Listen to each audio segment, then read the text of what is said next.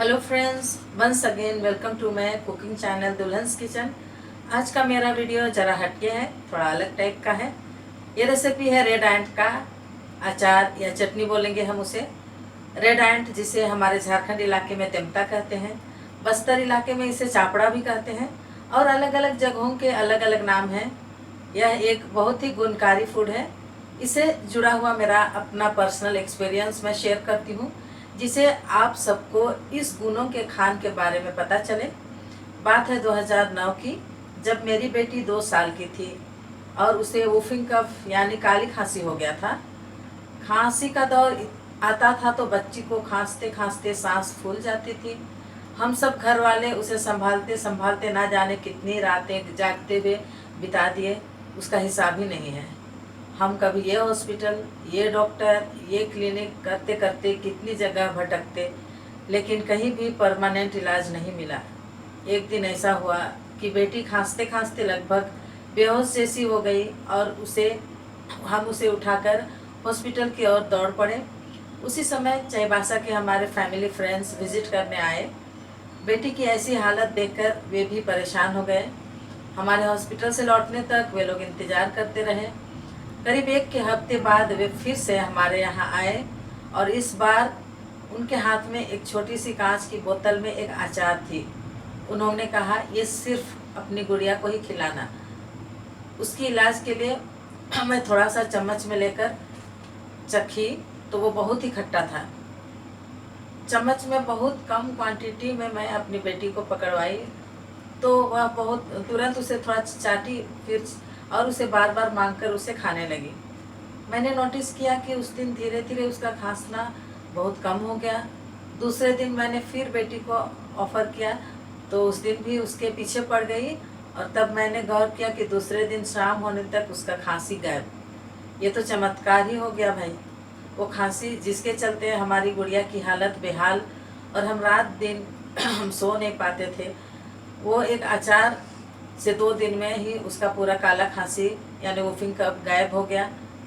फिर भी मैं इतने दिनों से डरी हुई थी, इतने झेली हुई थी अपनी बेटी को रात दिन, कि मैं उसे डर से मैं 3-4 दिन तक उस अचार को खिलाती रही, क्योंकि मन में एक डर था कि कहीं खांसी रिपीट ना हो जाए। पहले हो चुका था मेडिकल ट्रीटमेंट, कुछ दिन तक काम करता था, फिर कुछ दिनों बाद खांसी फिर वैसी वापस आती थी। लेकिन इस बार वैसा नहीं हुआ और खांसी वापस भी नहीं आया। फिर भी मैं हफ्ते में एक बार जैसे उसे करीब 1 महीना तक खिलाई। उस समय जब मेरी बिटिया 2-2.5 साल की थी से लेकर आज तक, अब मेरी बट्टी करीब 16 साल की हो गई है, वो खांसी फिर लौट कर नहीं आई और बेटी अब बिल्कुल स्वस्थ है। मैं तुरंत उस भाभी से पूछी और उनसे वो अचार बनाने का तरीका भी सीख लिया। आज इतने सालों के बाद वो सीक्रेट आप लोगों को मैं शेयर कर रही हूँ। ये अचार मेरे घर में सालों भर मिलेगा। ये सिर्फ खांसी ही नहीं, लेकिन सर्दी जुकाम कोल्ड फीवर का भी इलाज है। और खांसी चाहे जो भी खांसी हो, कितना भी सीवियर क्यों ना हो, उसे ठीक होना ही है। कितने अस्थमा पेशेंट भी इससे ठीक हो रहे हैं। यहाँ तक कि कोरोना काल में भी हम इसे प्रयोग किए और कोविड से बच गए। ये बस हमारे एक्सपीरियंसेस हैं, कोई मेडिकल क्लेम नहीं कर रही हूँ। बस आप सब तक मैं ये संदेश इसलिए पहुँचाना चाहती हूँ ताकि हो सके तो किसी का भला हो जाए और किसी की जान बच जाए। रेड एंट या वीवर एंट चींटियों का एक प्रजाति है जो पेड़ों के पत्तों को आपस में बुनकर घोंसला बनाता है अपने अंडों और बच्चों को रखने के लिए। ये आम, जामुन, कटहल, पीपल, करंज, साल आदि जैसे बड़े पेड़ों पर अपना घोंसला या कॉलोनी बनाता है, जिसे झारखंड में पोटोंग कहते हैं। हमें पहले इन घोंसलों को कलेक्ट करना है। ध्यान रहे कि जितना हो सके सारे चिट्टियों को कैप्चर करना है। आप जब घोंसला जमा करेंगे, उनका घर उजाड़ेंगे, तो चींटियां क्या चुप रहेंगी? अरे वो आपके पूरे शरीर पर चिपक चिपक कर खूब काटेंगी। लेकिन इससे डरने का नहीं है, क्योंकि इन चींटियों का एसिड बहुत ही फायदेमंद है। बड़े बुजुर्ग कहते हैं कि लाल चींटी हमें नहीं काटती, वो तो बुखार के भूत को भगाती है। और उनकी बात 16 आने सच है, क्योंकि अगर एक बार इन चींटियों से भरपूर कटवा लेंगे तो करीब 3-4 महीने तक साधारण बुखार से बच जाओगे। अब बात आती है कि सारे चींटियों को कैसे पकड़ा जाए, क्योंकि चींटी तो बैठे नहीं रहेंगी कि आओ भैया हमें पकड़ लो और अचार डाल दो। शुरुआत में हम अपने कॉलोनी के आसपास के जामुन, आम, करंज, पीपल आदि पेड़ों के घोंसलों या पोटों को पूरे डाल के साथ तोड़कर प्लास्टिक कवर में जमा करने की कोशिश किए। प्लास्टिक कवर्स किसी तरह बंद करके हम ले आए, लेकिन इन चींटियों को इन कवर्स में से कलेक्ट करना एक बहुत ही बड़ा एक्सरसाइज बन गया। धूप में रखो तो वो आधी से अधिक चींटियाँ भाग जाएंगी। चूल्हे पर रखकर गरम कढ़ाई में पूरे पोटों को डालो तो चींटियाँ मरते थे, पर उनका एसिड भी जल जाता था और कोई काम का नहीं रहता था। काफ़ी रिसर्च करते करते हमें एक उपाय सूझा। हम सीधा पोटों वाले प्लास्टिक कवर्स को हम क्या किए, फ्रीज़र कंपार्टमेंट में डाल दिए। करीब 4-5 घंटे बाद निकालने पर सारे चींटियाँ लगभग मर जाती थी। याद रहे कि किसी भी हालत में चींटियों को नहीं धोना है, वरना व्यर्थ हो जाएगा, क्योंकि उनका एसिड और सभी पौष्टिक इंग्रेडिएंट्स धुल जाएंगे और कुछ नहीं बचेंगे। और एक बात ध्यान रहे, इस चींटी को जहाँ तक बन सके पकाना नहीं है। पकाने से या किसी तरह की हीट पड़ने पर इनके गुण खत्म हो जाते हैं।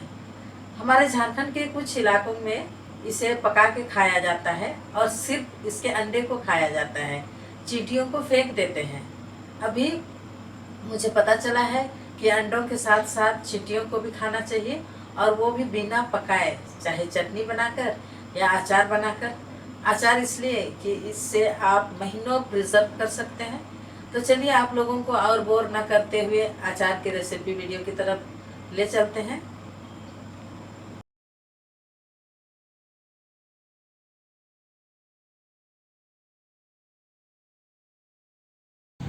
बहुत एक्टिव रहते हैं, पूरा फैमिली इनका एक्टिव रहता है। अभी थोड़ा सा हिलाने में ऐसे आ गया, तो इसको हम लोग कलेक्ट करेंगे प्लास्टिक कवर में। आप देखिए कैसे कलेक्ट करते हैं। इसको तोड़ के सीधा प्लास्टिक कवर में पैक कर देंगे, क्योंकि ये फिर भी ये काटना तो नहीं छोड़ेगा। जो भी तोड़ेगा वो उसको काटेगा ही काटेगा। तो इसको देखिए ऐसे गए, बहुत एक्टिव रहते हैं। देखिए इसको तोड़ रहे हैं। ऊपर से हम कैंची से कट करेंगे, हम कैंची भी लेके आए हैं।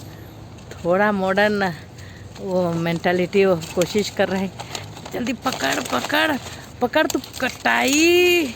अयो वो लड़। देखिए ऐसे पूरे प्लास्टिक में भी हो गए हैं।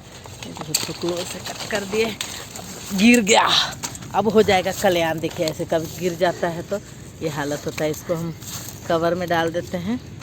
अरे तुम तो बड़ी धीरे डाली, आधा गिर गया हो। चलो चलो चलो चलो, अरे हिला हिला हिला हिला, ज़्यादा नहीं फिर मर जाएगा। पहले मारना नहीं है पहले। अब उसको बांधो। तो ऐसे कवर में हम पैक कर करके बांध देते हैं। अभी अगला और एक छोटा कलेक्ट कर रहे हैं। देखिए ये पेड़ में छोटे छोटे ही हैं मोस्टली, तो ये भी हम पहले कवर में ही घुसाते हैं सबसे अच्छा। तो देखिए ऐसा रहता है राउंड नेस्ट। अभी इसको हम कवर में डालेंगे ऐसा, और ऊपर से करेंगे कट। पकड़ पकड़, बंद करो बंद करो बंद करो। ऐसे जल्दी से इसका मुंह ऐसे बंद करते हैं। तो हम रेड एंट को, उसका जो नेस्ट होता है, उसे प्लास्टिक कवर में हम पैक करके फिर फ्रीज़र में रखते हैं कुछ घंटे। फिर इसी तरह का ये लोग शांत हो जाते हैं। ये मरे नहीं हैं, ये लोग जस्ट शांत हैं। तो तब तक हम जल्दी से इसको इस तरह का झाड़ के दिखाती हूँ। पूरे हम निकाल लेंगे।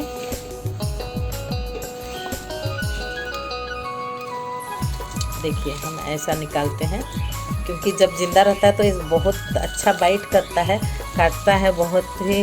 वो एसिड जब वो छोड़ के मरते दम तक वो काटते ही रहता है। इसीलिए हम इसे बेहोश किए हैं। कहाँ फ्रीज़र में डाल के फ्रीज करके। तो ऐसा किसी को आइडिया नहीं होगा कि ये हमारा सडन एक एक्सपीरियंस आया कि ये नहीं काटने, बिना काटे और बिना ज़्यादा वेस्ट किए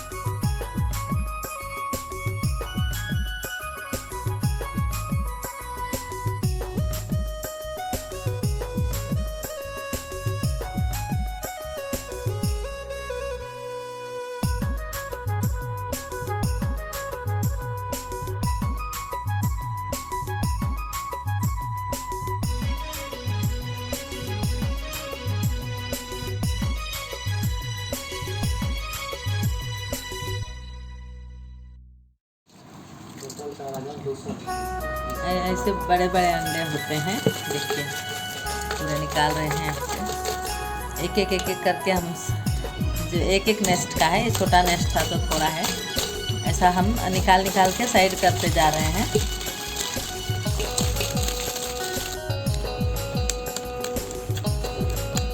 देखिए ये छोटे छोटे अंडे रहते हैं वाइट कलर के, कोई बड़े भी रहते हैं, कोई छोटे भी रहते हैं। मैं बड़ा साइज का मैं आपको दिखाती हूँ।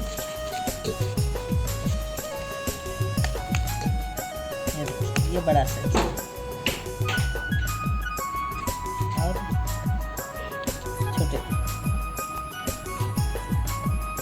तो हम अंडा का पोर्शन को हम लोग लगभग अंडा वाला जो रहता है उसको सब्जी ही बनाते हैं।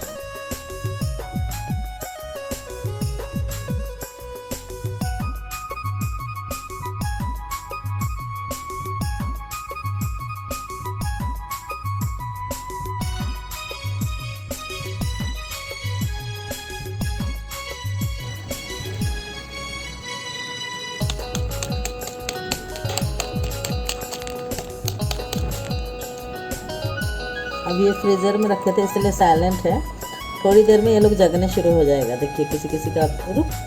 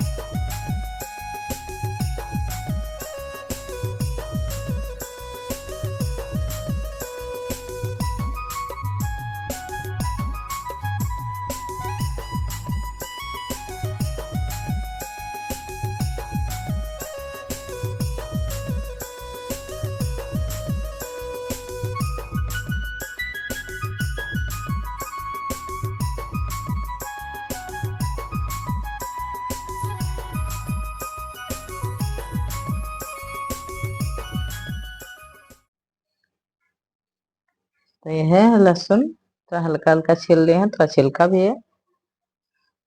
तो करीब 3 पाव लहसुन है और 2.5 kg है मेरा ये रेड एंट।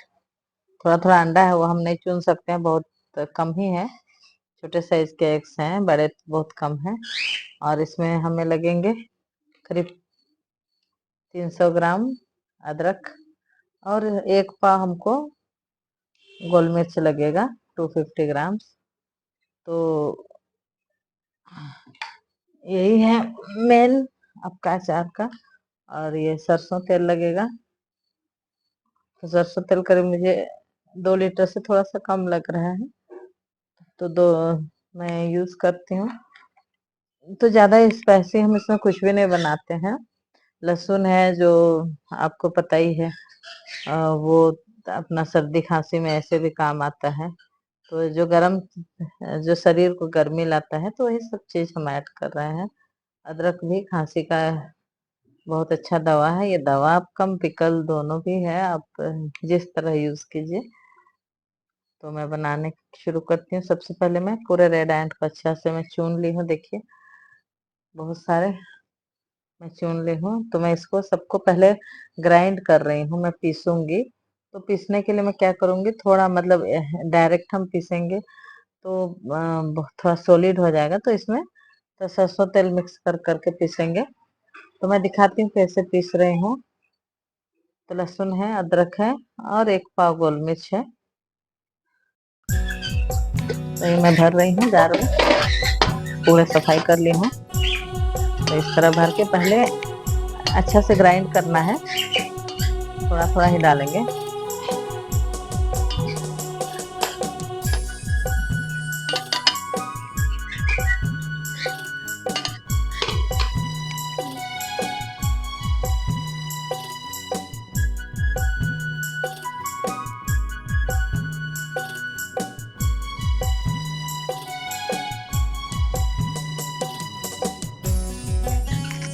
ऐसा थोड़ा थोड़ा हमको सरसों तेल डालते जाना है, पीसना है तो बहुत फाइन पेस्ट बनेगा।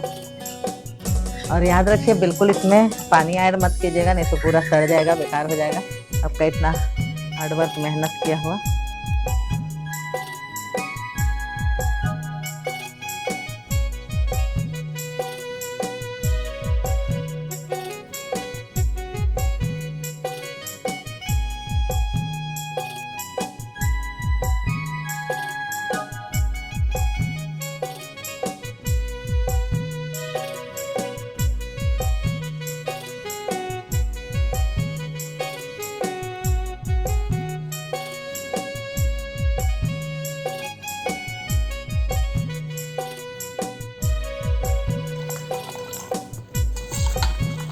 पहले हम लहसुन को अच्छी तरह से पीस लेंगे। अलग अलग पीसे लहसुन को और अदरक को, टेस्ट डिफरेंस रहता है।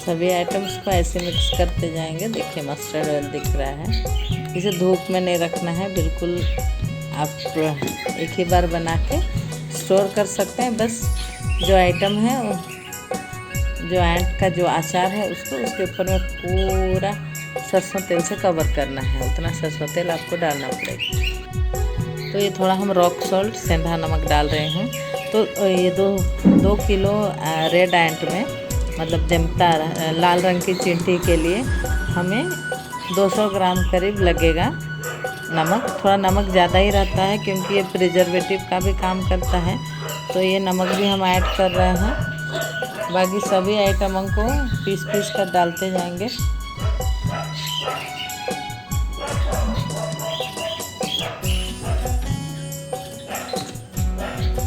तो ये हम मिक्स कर लेंगे और लास्ट में हम अदरक पीस कर डालेंगे।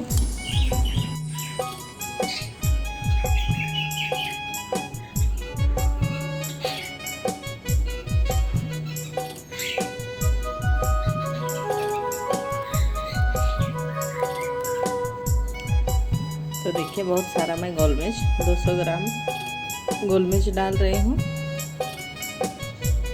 तो मैं इसको भी पीस के डालती हूँ। देखिए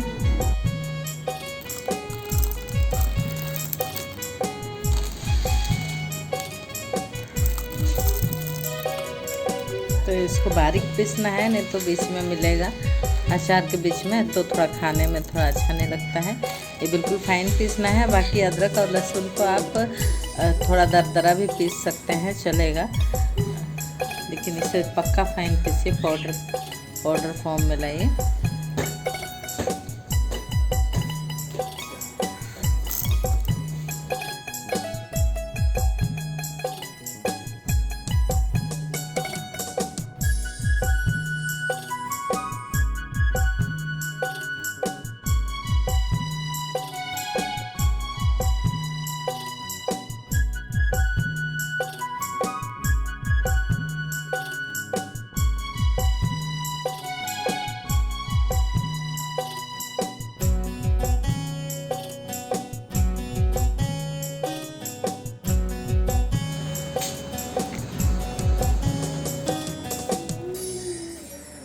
तो इस तरह से हमारा रेड एंट का अचार रेडी है। देमता जिसे हम हमारे गांव में बोलते हैं। तो एक इसका स्पेशल आपको जो ऑयल है वो कंपलसरी है, जो मस्टर्ड ऑयल। आप मस्टर्ड ऑयल छोड़ के आप कोई भी ऑयल अप्लाई करेंगे तो उसका जो प्रॉपर्टीज़ है वो शो नहीं करेगा। मस्टर्ड ऑयल ही अप्लाई करना है इस पर, वो कंपलसरी है। दूसरा ऑयल डालने से ये कोई टेस्ट भी अच्छा नहीं रहेगा, क्योंकि बिल्कुल मस्टर्ड ऑयल को कच्चा हम खाते हैं मोस्टली। काफ़ी लोग जानते हैं बंगाल में, जैसे बिना मस्टर्ड ऑयल कच्चा खाए रह ही नहीं सकता है लोग। डेली मुढ़ी में डालते हैं मस्टर्ड ऑयल, और बहुत सारे आइटम्स में ऊपर से मस्टर्ड ऑयल डाला जाता है। यूपी, बिहार, झारखंड, उड़ीसा, छत्तीसगढ़, तो बहुत आलू के चोखे के ऊपर, सलाद के ऊपर, मतलब कच्चा मस्टर्ड ऑयल एडिबल रहता है। तो आप कंपल्सरी मस्टर्ड ऑयल ही डालिए। तो ये हमारा रेडी है फाइनली। आप एंजॉय कीजिए, खाइए, सर्दी खांसी भगाइए। मुझे सब्सक्राइब कीजिए, लाइक कीजिए। वीडियो को अच्छा लगे तो आप स्प्रेड कीजिए, शेयर कीजिए। Thank you.